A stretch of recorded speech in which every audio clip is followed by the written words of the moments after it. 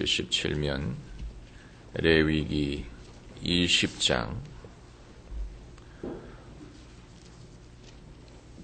1절부터 9절까지 우리 함께 봉독하십시다. 여호와께서 모세에게 일러 가라사대 너는 이스라엘 자손에게 또 이르라 무릇 이스라엘 자손이든지 이스라엘의 우고한 타국인이든지 그 자식을 몰렉에게 주거든 반드시 죽이되 그 지방 사람이 돌로 칠 것이요 나도 그 사람에게 진노하여 그를 그 백성 중에서 끊으리니 이는 그가 그 자식을 몰렉에게 주어서 내 성소를 더럽히고 내 성호를 욕되게 하였습니다. 내가 그 자식을 몰렉에게 주는 것을 그 지방 사람이 못 본 채 하고 그를 죽이지 아니하면 내가 그 사람과 그 권석에게 진노하여 그와 무릇 그를 본받아 몰렉을 음란히 섬기는 모든 사람을 그 백성 중에서 끊으리라. 음란하듯 신접한 자와 박수를 추종하는 자에게는 내가 진노하여 그를 그 백성 중에서 끊으리니 너희는 스스로 깨끗게 하여 거룩할지어다. 나는 너희 하나님 여호와니라. 너희는 내 규례를 지켜 행하라. 나는 너희를 거룩케 하는 여호와니라. 무릇 그 아비나 어비를 저주하는 자는 반드시 죽일지니 그가 그 아비나 어미를 저주하였은즉 그 피가 자기에게로 돌아가리라. 아멘. 요즘에 이런 성경 구절을 가지고 설교하는 설교자가 별로 없습니다. 저도 강해 설교만 아니라면 웬만해서는 이런 구절을 가지고 설교를 하려고 하지 않을 것입니다. 그리고 설교를 한다고 하더라도 변명과 설명 없이는 아마 접근하려고 하지 않을 것입니다. 다시 말하면 사실은 그런 뜻이 아니고 이건 상징적이고 비유적인 말씀이다. 고지 해석해서는 안 된다. 이런 식의 설명을 덧붙여서 이러한 성경 구절을 설교하려고 할 것입니다마는 그러나 우리가 분명히 알 것은 이 말씀은 하나님의 말씀이라는 사실입니다. 이건 하나님께서 주신 말씀입니다.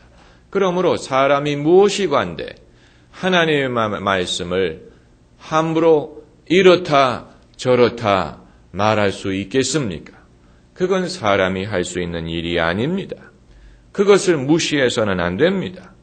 사람은 하나님의 말씀을 거부할 수는 있지만 함부로 이렇다 저렇다 이건 하나님의 본뜻이 아니다 이렇게 말할 수 있는 권리는 없습니다. 그 당시에 하나님이 뜻이 있어서 이 말씀을 주셨다면 그 당시에만 주신 것이 아니고 오늘날 우리에게도 주시는 말씀이 있습니다. 그 당시에 하나님이 주시는 메시지가 있었다면 오늘날도 우리가 이 말씀을 통해서 얻는 메시지가 분명히 있습니다. 그것을 들을 수 있어야 됩니다. 오늘 본문에 보면은 반드시 죽여야 되는 죄 이렇게 나옵니다. 이것은 그 당시에 종교적인 권세와 정치적인 권세가 다 하나님 중심의 사회였기 때문에 가능했습니다. 이제는 세속적인 사회에서는 이 말씀대로 실천하는 것이 불가능해졌습니다. 왜냐하면 세속적인 정치 권세와 신앙적인 권세가 다르기 때문에 교회가 나라를 다스리는 것이 아닙니다. 교회가 법을 만들 수 있는 것도 아니고 교회가 법을 집행할 수 있는 것도 아닙니다. 그렇기 때문에 만약에 교회가 교인을 돌로 쳤다 그러면 감옥에 갑니다. 그러니까 이것은 그 당시에 모세가 이스라엘 민족의 신앙적인 지도자요, 선지자요, 동시에 민족의 지도자였기 때문에 가능했습니다. 그리고 요즘에는 이슬람 국가 이외에는 종교 권세를 가지고 정치적인 권세까지 누릴 수 있는 나라들은 이 세상에 거의 없습니다. 옛날에 나다니엘 호손이라는 사람이 추홍글씨라는 소설을 썼죠. 그건 미합중국이 결성되기 이전에 청교도들이 다스리고 있던 시대에 가능했던 일입니다. 그러나 그 시대는 이미 지나갔습니다. 여러분, 우리가 이런 세속적인 문학을 통해서 하도 문학이 기독교의 윤리와 또 윤리를 가르치는 교회를 폄하했기 때문에 주홍글씨 같은 소설만 접하면은 그 당시에 청교도 사회가 아주 모순적이고 위선적이었을 것이라고 생각을 합니다만은 그렇지 않습니다. 청교도들은 미국의 정신을 가능하게 했던 사람들입니다. 그 사람들이 미국이란 나라를 세웠습니다. 신앙 위에 세우고 말씀 위에 세우고 그들이 추수감사절을 만들고 그리고 그들이 목사를 양성하기 위해서 세웠던 신학교들이 하버드니 예일이니 세계적인 명문대학이 된 것입니다. 그렇기 때문에 이런 주홍글씨는 하나의 재미를 위해서 하나의 주제를 문학화한 것이지 그것을 가지고 그 당시 청교도 종교사회가 다 그랬을 것이다 이렇게 생각하는 것은 잘못된 결론입니다. 그만큼 우리가 그 당시에 신앙인들의 의도와 삶을 모르기 때문에 우리의 척도대로 판단을 하다 보니까 그런 결론을 내리게 됩니다. 할리우드가 또 그런 걸 얼마나 좋아합니까? 그런 식의 영화를 만들어서. 오늘 본문에 돌로 쳐라 이런 말씀이 나옵니다. 아마 이 성경 구절을 읽을 때 여러분이 마음속에 이런 생각을 할 거예요. 예수님도 죄 없는 자가 먼저 돌로 쳐라 이렇게 말씀하시지 않았느냐. 예수님 그 말씀하셨습니다. 한번 찾아가 봅시다. 신약 성경 요한복음 몇 장이죠? 요한복음 7장입니까?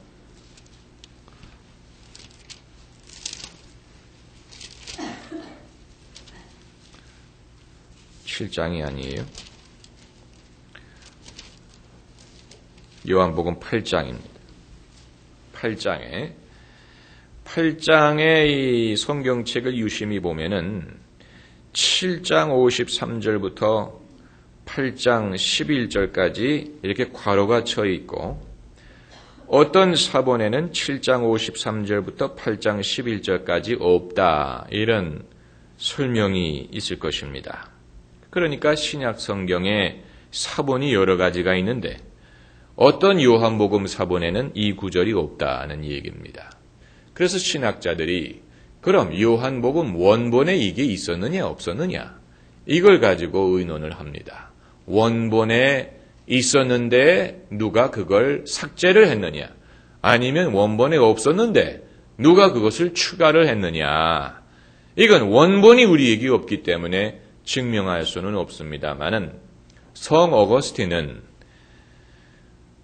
어떤 사본에 이 8장의 말씀이 없다는 것은 원본에 그게 있었다는 것을 반증한다 이렇게 말합니다. 왜냐하면 초대교회 시대에 그 아주 엄한 성윤리를 가르치는 초대교회가 성령이 이 말씀을 감동하지 않았으면 이런 말씀을 쓸 엄두를 내지 못했을 것이다 라는 이론입니다. 우리가 잘 아는 얘기예요. 어떤 여인이 간음을 한 장면에서 붙들려서 예수님 앞에 끌려옵니다. 이제 서기관들과 바리새인이 예수님을 시험하기 위하여 4절과 5절에 묻기를 예수께 말하되 선생이여 이 여자가 간음하다가 현장에서 잡혔나이다. 모세는 율법에 이러한 여자를 돌로 치라 명하였거니와. 오늘 우리가 읽지는 않았지만 오늘 성경구절 바로 다음 절이 바로 이것을 다루고 있습니다.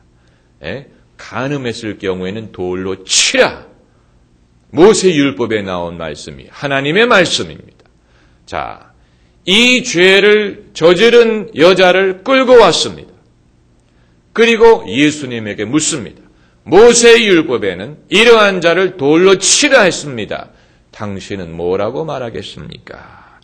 이게 시험인 이유는 만약에 치라고 예수님이 말씀하시면 군중의 인기를 잃어버리게 되는 것이고, 치지 말라 이렇게 말씀하시면 모세의 율법을 정면으로 방박하는 것이 되기 때문에 이렇게 대답해도 예수님이 곤란해지시고 저렇게 대답해도 곤란해집니다. 그렇기 때문에 시험이에요. 그런데 예수께서 몸을 굽히사 손가락으로 땅에 쓰시니 저희가 묻기를 맞이 아니하는지라 이에 일어나 가라사대 너희 중에 죄 없는 자가 먼저 돌로 치라. 이 말씀을 하셨습니다. 자, 이 말씀과 오늘 본문에 이런 죄를 저지른 자는 돌로 치라. 이 모세를 통해서 주신 말씀을 우리가 어떻게 이해를 할 수 있겠습니까? 여러분 어떻게 이해가 되십니까? 요한복음 8장에서 예수께서 죄 없는 자가 먼저 돌로 치라 이 말씀은 예수께서 결코 그 여인의 죄를 용납하신다는 말씀이 아닙니다. 그걸 분명히 알아야 돼요. 그 죄를 예수님이 간과하신다는 뜻이 아닙니다. 왜냐하면 나중에 그 여성에게 뭐라고 말씀하셨습니까? 나도 너를 정죄하지 아니하노라. 그 다음에 뭐라고 말씀하셨어요? 뭐라고 말씀하셨어요? 가서 다시는 죄를 범치 말라. 그러니까 요즘에 사람들이 예수님 말씀을 인용할 때 전반절만 인용을 하려고 합니다. 나도 너를 정죄하지 않는다. 이 말은 듣기 좋습니다. 그러나 그 다음 구절 가서 다시는 죄를 짓지 말라. 이건 사실 아주 어려운 말씀입니다. 그러니까 예수께서 이 여인에게 인생을 다시 시작할 수 있는 기회를 주셨습니다. 그러나 그 기회는 계속해서 죄를 지을 수 있는 기회가 아니고 죄를 버릴 수 있는 기회입니다. 만약에 이 여인이 예수님이 주신 기회를 죄를 계속할 수 있는 기회로 삼는다면 그것은 하나님의 긍휼을 우습게 여기는 것입니다. 그것은 하나님의 은혜를 그릇되이 받는 것입니다. 우리가 다 주님의 은혜를 받았습니다.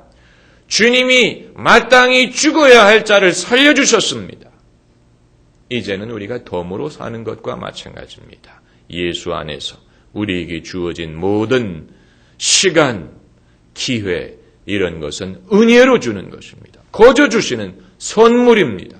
그러나 그것은 우리가 죄를 지속할 수 있는 라이선스는 아니에요. 죄를 지속해도 좋다는 허락이 아닙니다. 오히려 죄를 떠날 수 있는 기회입니다. 그걸 우리가 분명히 알아야 됩니다.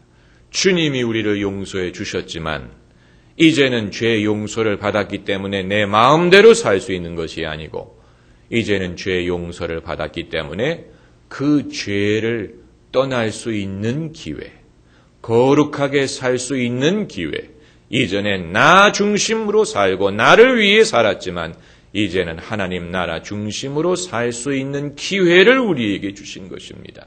만약에 우리가 그렇게 살지 못하면 하나님의 은혜를 헛되이 받는 것이고 하나님의 은혜를 경홀히 여기는 것입니다. 그 여인의 죄를 용서해 주셨지만 결코 그 죄를 예수께서 방주하신다든가 눈 감아 주시는 것이 아닙니다. 그리고 또한 예수께서 이 요한복음 8장의 말씀을 통해서 지적하고자 하시는 것은 이 여인을 정죄하는 자들의 위선을 지적하기 위한 것입니다. 그래서 너희 중에 죄 없는 자가 먼저 돌로 쳐라. 그 말은 죄가 있는 사람이 남의 죄를 정죄하고 있다는 것을 지적하는 것입니다. 죄를 지적하는 사람에게도 죄가 있습니다. 그런 상황에서는 어느 누구도 남의 죄를 정죄할 수 있는 권한이 없다는 얘기입니다. 사실 엄밀하게 말하면 이 여인에게 돌로 칠 수 있는 유일한 권한을 가지고 계신 분은 예수님이에요. 왜냐하면 예수님은 죄가 없기 때문에. 죄 없는 자가 돌로 치라, 그 말씀을 그대로 적용하면 예수님은 칠 수 있습니다. 그러나 유일하게 그 권한을 갖고 계신 예수님이 그 권한을 행사하지 않는다면 권한이 없는 자들이 무슨 권리로 이 여성에게 돌을 칠 수 있느냐. 그건 죄를 방조하는 것이 아니고 위선을 지적하는 것입니다. 사실 이 바리새인들과 서기관들이 그 죄를 생각했기 때문에 그 여자를 끌고 왔습니까? 아니죠. 예수님을 시험하기 위해서 끌고 왔죠. 그들의 동기가 바르지 못합니다. 불순한 동기에서 이 일을 하고 있는 것입니다. 여러분, 우리가 사람을 정죄할 때 우리의 동기가 바르지 않을 때가 많습니다. 정말로 거룩함을 사모하기 때문에 그 일을 하는 것보다는 뭔가 그 사람에 대한 사사로운 감정, 미움, 질투, 이런 것 때문에 소위 정죄라는 명분으로 그 사람을 괴롭게 하는 경우가 많아요. 정치인들이 서로를 정죄할 때는 도덕적인 순결함에서 하는 사람은 아무도 없고 다 정치적인 목적으로 합니다. 정치라는 게 더러운 거예요. 정치가 그래서 손을 더럽힐 수밖에 없는 이유가 바로 거기에 있습니다. 자기의 정적을 제거할 때 그 사람의 비리를 폭로합니다. 그러나 본인에게도 비리가 있습니다. 다만 드러나지 않았을 뿐이고 드러날지라도 자기는 잡혀가지 않을 만한 권세가 있기 때문에 그런 거예요. 그러니까 겉으로는 도덕적으로 누가 나쁜 짓을 했다 이렇게 말하지만 실제로는 정적을 제거하기 위한 수단일 뿐입니다. 대부분의 경우에 사람이 사람을 정죄할 때 동기가 옳지 못합니다. 그걸 예수님은 아셨어요. 죄를 미워하는 것 그 자체를 뭐라고 말씀하시는 것이 아닙니다. 이 여성의 죄는 잘못된 죄입니다. 그런데 왜 여자만 끌고 왔습니까? 남자도 죄를 졌을 텐데 그 남자는 어디 가버리고. 그러니까 사회에서 늘 이런 식으로 정죄를 받는 사람들은 힘이 없는 자들이, 힘이 있는 자들은 이미 도망갔어요. 이미 자기를 숨기고 합리화하고 있다. 그게 세상이에요. 그래서 여성들이 더 피해가 많아요. 남자들보다도. 그걸 우리가 늘 기억해야 됩니다. 오늘 본문으로 돌아가십시다. 오늘 본문으로 돌아가면은 돌로 칠 것이요 라는 구절이 나오죠. 돌로 칠 것이요. 왜 하나님은 돌로 쳐 죽이라고 말씀하십니까? 돌로 치는 것은 손을 대지 않고 벌을 주는 방법입니다. 손을 대지 않는 방법이에요. 왜냐하면 죄인에게 손을 대다가 그 죄까지 옮겨올 것을 우려하는 것입니다. 여기에서 성경이 얼마나 죄를 심각하게 여기는지를 알 수 있습니다. 죄인과 접촉하는 것만으로도 그 죄가 옮겨올 수 있다고 믿습니다. 죄인과 가까이 하는 것만으로도 그 죄를 배울 수 있을 것이라고 믿습니다. 죄인과 친구가 되는 것만으로도 그 죄에 동참할 수 있다고 믿습니다. 그렇기 때문에 죄인을 벌할 때 손을 대지 않는 방법으로 벌하라는 거예요. 그래서 사실 우리가 안수기도, 손 얹고 하는 기도도 함부로 하면 안 됩니다. 영적으로 바르지 않는 사람에게 괜히 손댔다가는 올마 옵니다. 올마 와요. 함부로 손대서는 안 돼요.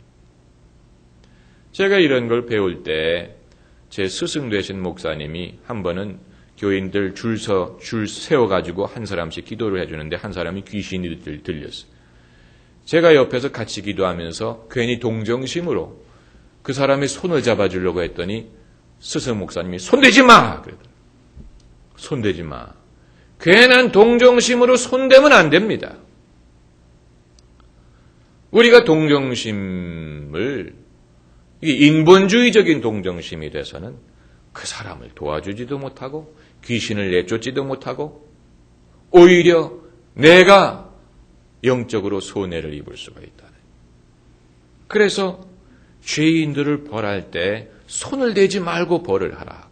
그래서 주님이 명하신 방법이 돌을 던지라. 돌을 던지라. 그 우리 분명히 알아야 되는 거예요. 왜 하나님이 이런 방법을 명하셨는가. 그리고 3절에 나도 그 사람에게 진노하여 그를 그 백성 중에서 어떻게 하리니?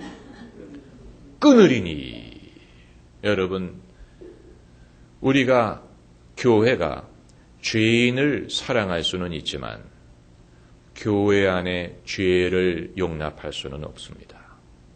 하나님의 백성은 그 정체성과 거룩함을 보존하기 위해서 때로는 의도적으로 죄를 지속하는 사람을 끊어야 될 필요가 있습니다. 그래서 내 백성 중에서 끊으리니, 이건 가혹한 말씀이 아닙니다. 백성이, 교회가 거룩함을 보존하기 위해서는 죄인 줄 알면서도 죄를 의도적으로 짓는 사람을 끊는 용기가 필요합니다. 그것을 뭐라고 부릅니까? 치리라고 부릅니다. 치리. 요즘 교회들은 치리를 잊어버린 지 오래입니다. 왜냐하면 교인을 치리하면 다른 교회로 가버리기 때문에. 가톨릭 교회에서만이 그것이 통합니다. 가톨릭 교회에서는 신사동 성당에서 치리를 하면 대치동 성당에서도 안 받아줍니다. 그러나 개신교회는 A교회에서 치리하면 B교회로 옮겨가면 됩니다. 치리라는 것을 잃어버렸어요. 그러나 예수님도 치리를 명하셨고 사도 바울도 치리를 명했고 베드로서에도 치리가 나옵니다. 유다서에도 치리가 나옵니다. 우리 성경 구절을 찾아봅시다. 마태복음 18장 15절을 찾아보세요. 마태복음 18장 15절.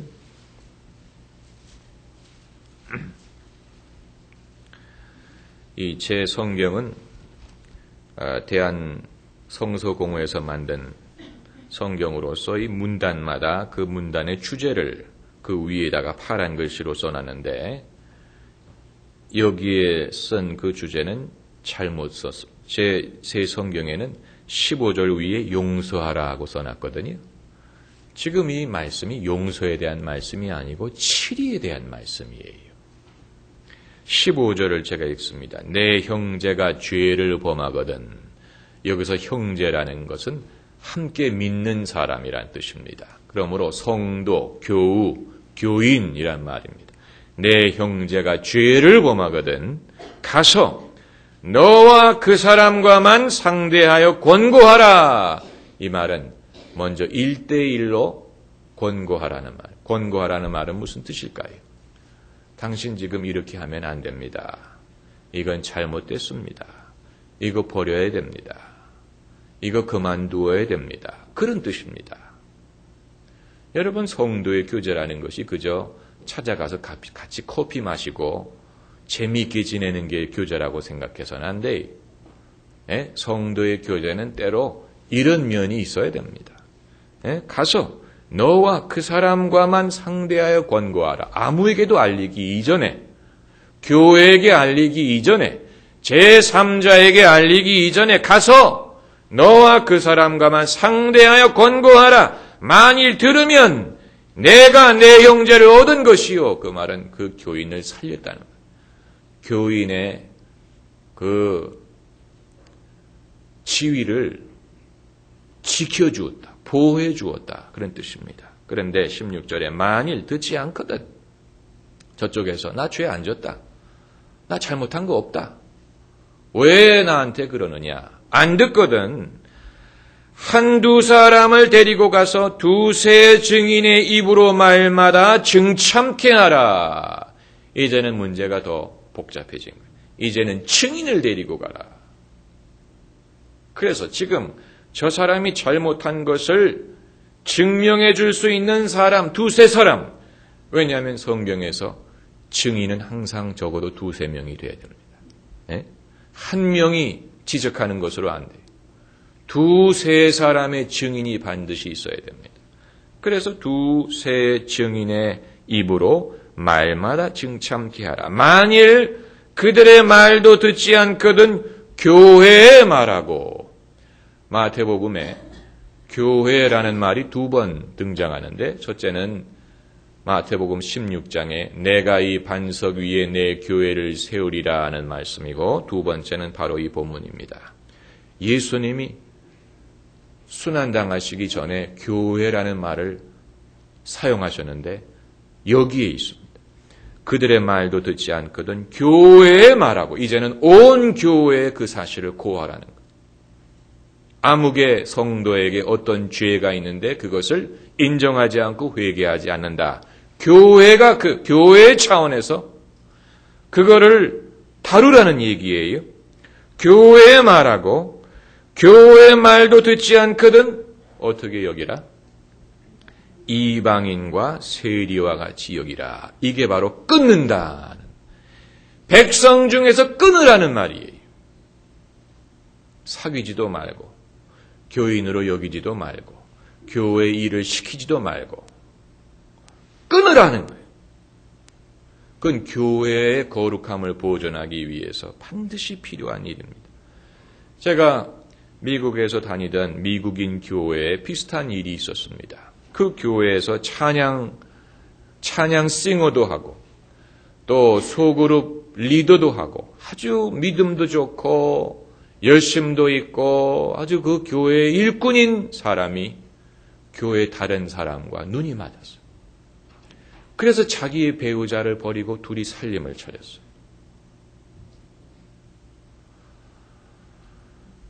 제가 뉴욕을 떠난 다음에 발생한 일입니다. 제가 그분의 소그룹에 소속돼 가지고 얼마나 도움을 많이 받았는데 근데 떠나고 나니까 제가 떠났기 때문에 그런 것 같아요. 아무튼 그런 일이 발생을 했어요. 그래서 교회가 교회 차원에서 그 두 사람을 대면을 해서 이건 잘못한 거다. 어떻게 할 거냐? 회개할 거냐? 어떻게 할 거냐? 했는데 그들이 회개를 거부했습니다. 교회에서 쫓아냈어요. 그 말은 맡고 있던 모든 직분을 끊고 예배조차 참석하지 못하게 했습니다. 여러분 그게 교회예요. 교회. 그래서 마태복음 18장 18절을 보세요. 진실로 너희에게 이르노니 무엇이든지 너희가 땅에서 매면 하늘에서도 매일 것이요 무엇이든지 땅에서 풀면 하늘에서도 풀리라. 이것이 교회에게 주신 영적인 권세입니다. 교회가 땅에서 매면 하늘에서도 매인다. 그러니까 교회가 치리하면 왜 가톨릭 교회에서 파문을 무서워하는지 아세요? 이 구절을 그대로 믿기 때문입니다. 가톨릭 교회에서 당신이 죄를 회개하기 전에는 미사에 참여할 수 없습니다. 그 말은 지옥 간다는 얘기. 교회가 땅에서 매버리니까 하늘에서도 매인다는, 용서받을 수 있는 길이 매인다는, 언제까지? 교회가 다시 풀어줄 때까지. 여러분, 이것이 교회에 주신 권세예요. 그러나 교회가 이러한 권세를 바르고 거룩하게 행사하지 못하기 때문에 성도들이 별의별 죄를 지으면서도 그 죄 안에 거하는, 이게 요즘 그리스도인들의 병폐입니다. 교회를 다니긴 다니는데 온갖 윤리적인 죄를 다 지으면서도 예수님, 좋으신 예수님이 나를 용서해 주시겠지, 이러면서 교회를 다니기 때문에 교회가 어지러워지는, 요즘 현대교회의 모습이 그렇다. 자, 그럼 예수님의 말씀뿐만이 아니고 사도 바울의 말을 들어봅시다. 고린도 전서 5장 9절. 고린도 전서 5장 9절. 윈터스쿨이 끝나기 전에 설교를 마치려고 하는데 그게 안 될 수도 있습니다. 고린도 전서 5장 9절 말씀. 5장 9절부터 제가 읽습니다. 내가 너희에게 쓴 것은 음행하는 자들과 사귀지 말라 하였거니와. 사귄다는 말이 무슨 뜻이에요? 성도의 교제를 나누지 말라는 거예요. 음행하는 자의 성적인 죄죠. 내가 너희에게 쓴 것이 음행하는 자들을 사귀지 말라 하였거니와. 이 말은 이 세상에 음행하는 자들이나 탐하는 자들이나 토색하는 자들이나 우상 숭배하는 자들을 도무지 사귀지 말라 하는 것이 아니니 만일 그리하려면 세상 밖으로 나가야 할 것이라. 이 말은 죄인과 사귀지 말라는 말은 아직 예수 안 믿는 세상 사람들을 사귀지 말라는 뜻이 아니라는 것입니다. 그럼 무슨 뜻입니까? 11절에 이제 내가 너희에게 쓴 것은 만일 어떤 형제라 일컫는 자가 음행하거나 탐남하거나 우상 숭배를 하거나 후욕하거나 술 취하거나 토색하거든 사귀지도 말고 그런 자와는 함께 먹지도 말라 함이라. 무슨 말씀입니까? 아직 믿지 않는 사람들 중에 죄 짓는 사람을 사귀지 말라는 말이 아니고 믿는다고 하는 사람 중에 죄를 짓는 사람과 사귀지 말라는. 형제라 일컫는 자, 형제라 일컫는 자가 음행, 탐남, 우상숭배, 후욕, 술취함, 토색하는 자와는 사귀지도 말고 그런 자와는 함께 먹지도 말라. 유대인들에게 있어서 이 고린도전서는 유대인들에게 쓴 것은 아니지만 유대인들이 이해하는 바로서 함께 먹는다는 말은 형제라는 뜻이고 성도의 교제를 말합니다. 같이 식사도 하지 말라 그랬어요. 여러분, 이것이 그리스도인의 윤리예요. 백성 중에서 끊어지게 해야 돼요. 13절 말씀. 외인들은 하나님이 판단하시려니와 이 악한 사람은 너희 중에서 어떻게 하라? 내어 쫓으라. 내어 쫓아야 됩니다. 이러한 일에 대해서 성도들이 반론을 제기해서는 안 됩니다.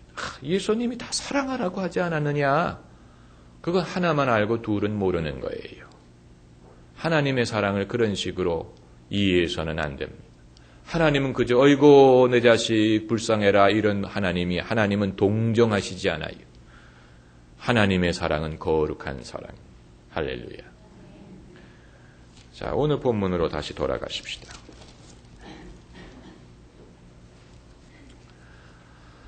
자, 여기에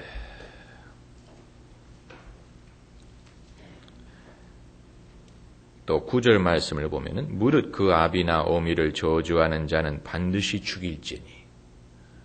여러분, 만약에 이 말씀 그대로 하면 많은 자식들, 그러나 이러한 것이 사람들로 하여금 경외심을 갖게 합니다. 며칠 전 신문을 보니까 이 영국과 미국의 10대 성윤리를 비교를 해놨습니다. 제가 이 신문 기사를 읽겠습니다. 청소년들에게 순결을 강조해온 미국에서는 10대 소녀들의 임신이 꾸준히 줄고 있는 반면에 안전한 생활을 누릴 자유를 가르쳐온 영국은 미혼모의 왕국이 됐다고 영국의 데일리 텔레그라프가 11일 보도했다. 이건 미국 사람이 쓴 게 아니고 영국 신문이 쓴 거예요. 어떻게 된 것이냐? 최근 미국 남부지방 중고등학교의 학생들이 결혼하기 전까지 섹스를 하지 않을 것을 맹세하는 뜻으로 은반지를 끼는 순결 서약식이 인기다. 반면 2002년에도 4만 명이 넘는 18세 미만의 소녀들이 임신한 영국은 상황이 다르다. 영국에선 청소년들에게 콘돔과 응급 피임약을 나눠주고 섹스에 대한 구체적인 정보를 제공하는 성교육을 하고 있다. 또 10대 미혼모들에게 주어지는 각종 혜택은 가정 형편이 좋지 않은 청소년들에게 오히려 미끼가 되고 있는 현실이다. 여러분, 언제부턴가 우리 사회에서도 엄한 교육은 그건 구시대적인 방법이고 이제는 젊은이들에게, 청소년들, 어린이들에게 선택권을 주고 그들을 인격적으로 존중하고 그들을 자유하게 하고 그들이 스스로 선택하게 하고 강요하고 주입식으로 가르치지 말고 그들의 창의력을 개발시키고 이런 식으로 가르치는 것이 그게 옳은 방법이고 선진국의 방법이고 바른 교육이다. 이런 풍토가 우리나라에 팽배하지 않습니까?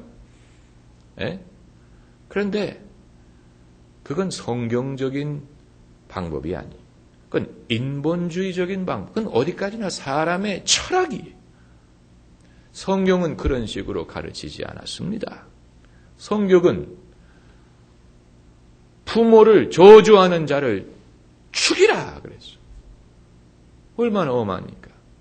그러나 이스라엘에는 미혼모의 문제라는 것이 사회적인 문제로 대두가 되지 않았어요.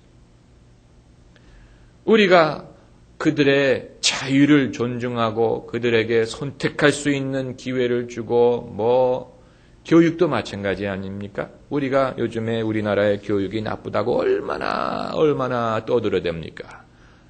그런데 10년 전에 캐나다의 토론토 스타라는 신문에 토론토 대학 교육학과 교수가 왜 캐나다의 교육이 실패하는가라는 글을 썼습니다.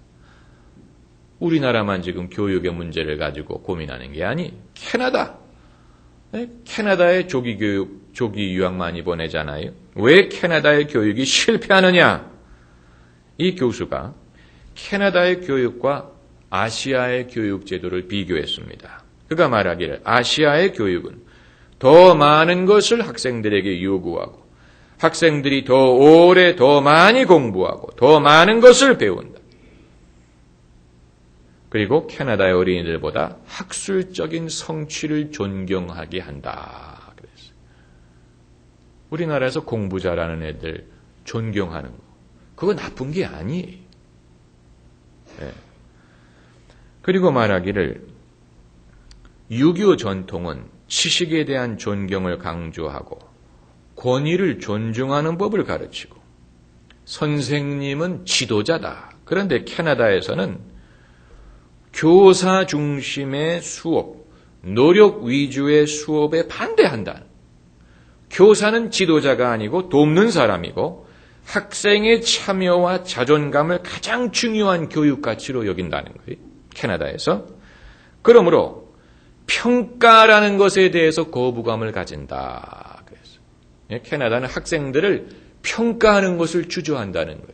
평가하다가 혹시라도 이 어린 심령에 상처를 줄까 봐.